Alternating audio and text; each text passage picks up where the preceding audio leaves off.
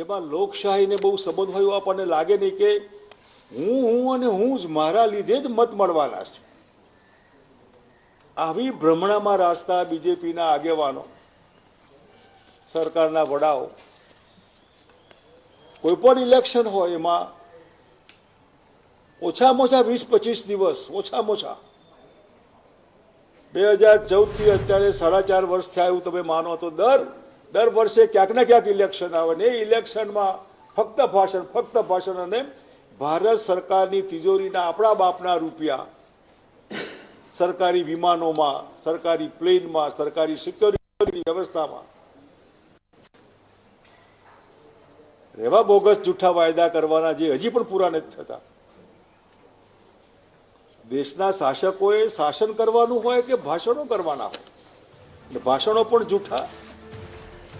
આ દર રાજ્યો અને લોકસભા અલગ અલગ આવતી હોવાથી દર વર્ષે 2 વર્ષે જે ઇલેક્શન આવે એમાં આખી સરકાર, ભારત સરકાર આખી એમાં લાગી જાય. અમને મત આપો, મને મારા મુખ્યમંત્રી નહીં, મને અરે મુખ્યમંત્રી અહીં બેસવાનો, તમે નથી બેસવાના.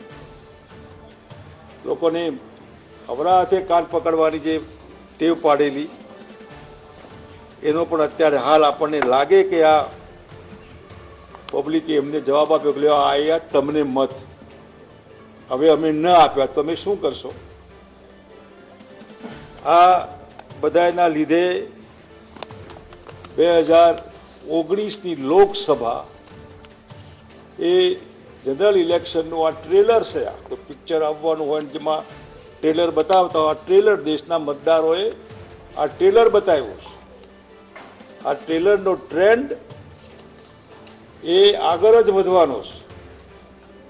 આ પરિણામોથી ગઠબંધન વધારે મજબૂત થશે, અસરકારક થશે, અને મતદારોને વિશ્વાસ થશે કે ના અમારો મત એનાથી અમે ભાજપની સરકારને બદલી શકીએ, પરિવર્તન લાવી શકીએ છીએ.